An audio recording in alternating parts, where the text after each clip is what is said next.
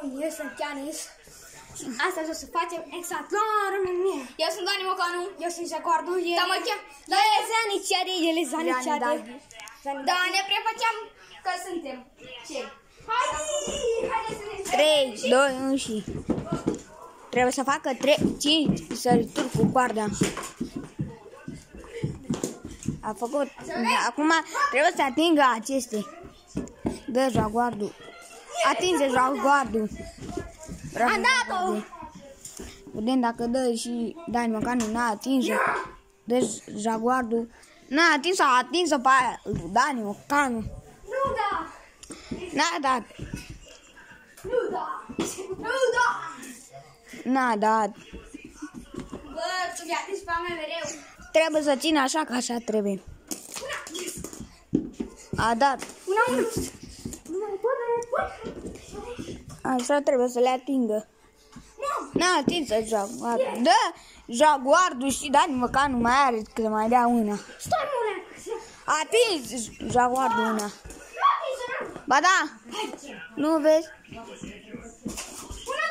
A atins două. Una, două.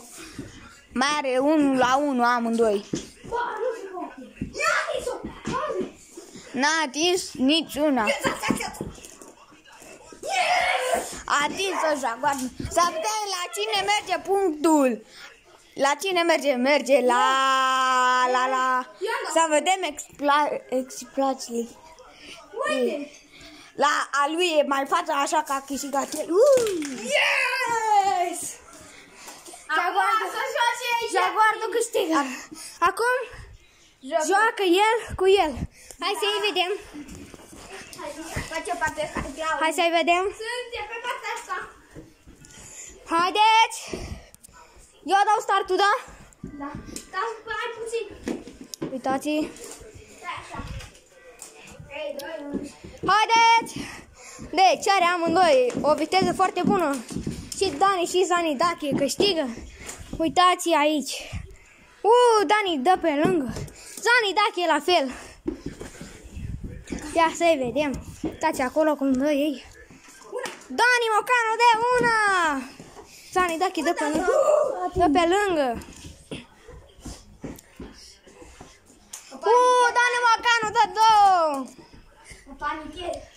Uitați, mamă, dăm una! Dani Mocanu a dat una. Să-l vedem și pe Zanidache aici. Aici n-a dat-o. Dani Mocanu a dat pe lângă. Zanidache nu a dat. Mai are una de dat. Yes, a dat și Zanidache. A dat două ăla dintr-una. Deci, el a câștigat cu mine și nu mai face nicio rândă. Deci, ne venim data viitoare. O să câștige și Mihai, data viitoare sperăm să câștige și vă salutăm! Salutăm!